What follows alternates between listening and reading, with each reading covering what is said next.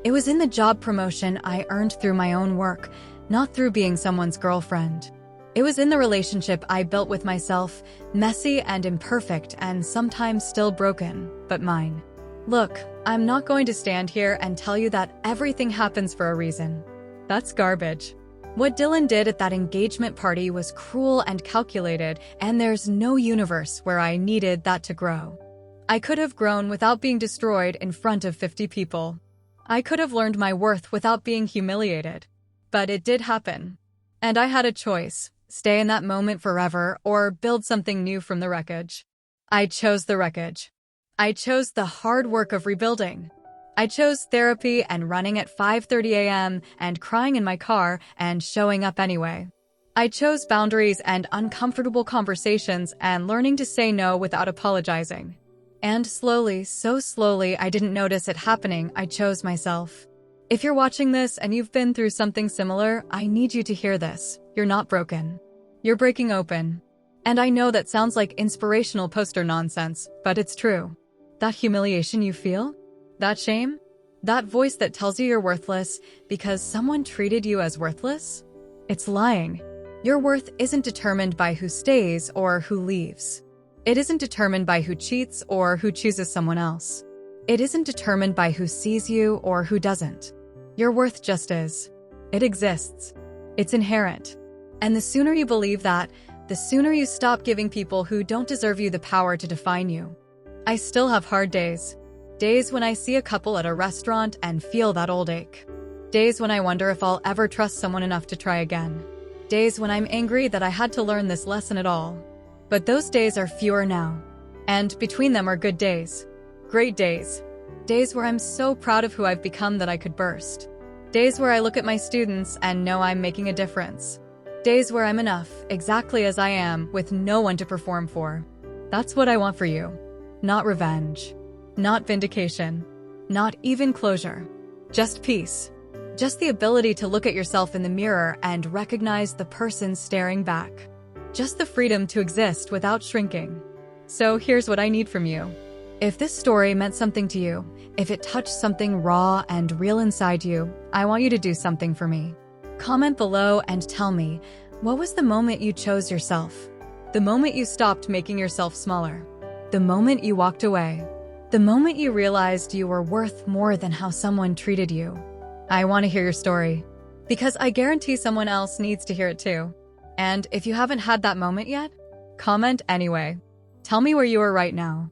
Tell me what's keeping you stuck. This community, we're all in this together.